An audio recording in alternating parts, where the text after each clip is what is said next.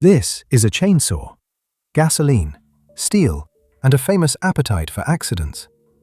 About 70 Americans a day meet one in an emergency room, but the first chainsaw ever built weighed less than a pocket watch. It had no engine and no trigger, just a chain of tiny steel teeth small enough to coil in a doctor's palm, built for a birthing room. This is the story of why. Edinburgh, 1785. In a candlelit room, a mother has been in labor for 2 days, and the baby cannot pass. The surgeon opens his bag. Inside is something no one has ever seen. Follow that chain, and it will pass through a corpse brought to life, a mountain in Germany, and a scandal that reached the United Nations. But first, it has to save this woman's life. Because in 1785, childbirth has a monster. When a baby is too large or the pelvis too narrow, labor simply stops. And the one operation that could help is close to a death sentence. A caesarean section means cutting the child free, without anesthesia, because anesthesia does not exist.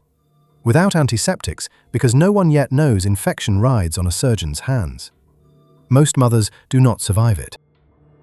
So surgeons use a desperate alternative, practiced since 1597. Symphysiotomy. Symphysis, growing together. Otomy, to cut. Sever the cartilage at the front of the pelvis, and it opens enough for the baby to pass. The trouble is the knife. Slow, blunt work, done blind. John Aitken, an Edinburgh surgeon, believes there is a better shape for this job. The answer he lands on looks exactly like a watch chain. A chain is flexible. A chain is precise. Aitken files each link into a cutting tooth, fits a handle at either end, and the chainsaw is born. Drawn back and forth, it cuts where a straight blade cannot.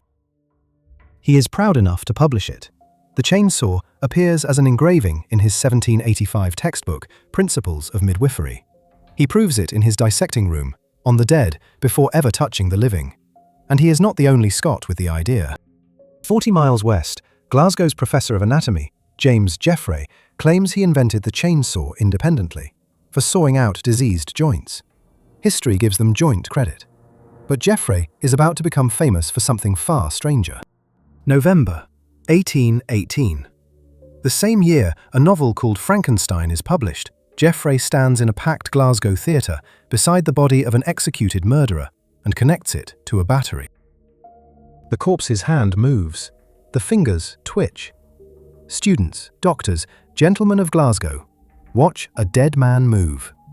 Jeffrey called it research on the nervous system. Legend called it an attempt at resurrection. So yes, the chainsaw's co-inventor really did electrify a corpse. But the internet's favorite version of this story gets one thing badly wrong. The chainsaw was never used to cut a baby free. It cut cartilage, one joint, a few centimeters, to open the pelvis. A hand-powered instrument, closer to a cheese wire than a power tool. For the machine in your garage to exist, someone had to add a crank. Germany, 1830. Bernhard Heine, an instrument maker, builds the osteotome, a toothed chain around a guide blade driven by a crank. Chain, bar, drive. Every chainsaw since is this machine. Surgeons across Europe adopt it. For half a century, the chainsaw is a respected instrument of medicine. And then, medicine simply walks away. In 1894, an Italian obstetrician, Leonardo Gili, introduces a twisted wire saw, cheaper, finer, easier to clean. The chainsaw is obsolete in the operating theatre. Its next patient is a tree. 1905, San Francisco. Samuel Benz patents a chainsaw built to fell giant redwoods, trees wider than a wagon. At its heart, his design is Heine's, a toothed chain around a guiding frame. The engines arrive in the 20s.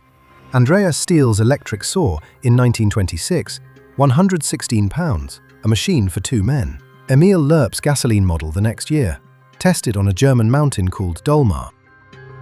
He liked the mountain so much, he named his company after it.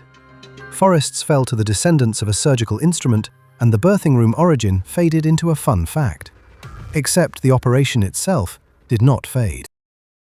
Ireland, 1944. In Catholic maternity hospitals, doctors revive symphysiotomy, not as a last resort, but as policy. A caesarean limited how many children a woman could safely have. Widening her pelvis did not.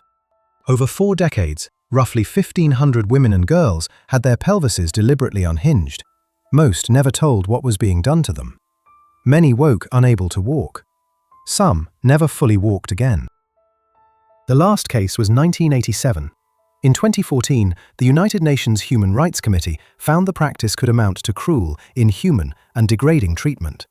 The survivors, by then in their 70s and 80s, were still asking for the whole truth. Which brings us back to a candlelit room in Edinburgh and a chain the size of a pocket watch, built because one surgeon refused to accept that childbirth had to be a death sentence. Today, the rescue and the tool have traded places. The caesarean, the chainsaw was invented to avoid, is now 1 in 3 American births, routine, safe, unremarkable. And the chainsaw sends 36,000 Americans a year to the emergency room. The tool became the injury. The operation became the cure. Every tool remembers nothing. That is what history is for. Next, the radioactive health drink that dissolved a millionaire's jaw. And tell us in the comments which everyday object we should trace after that.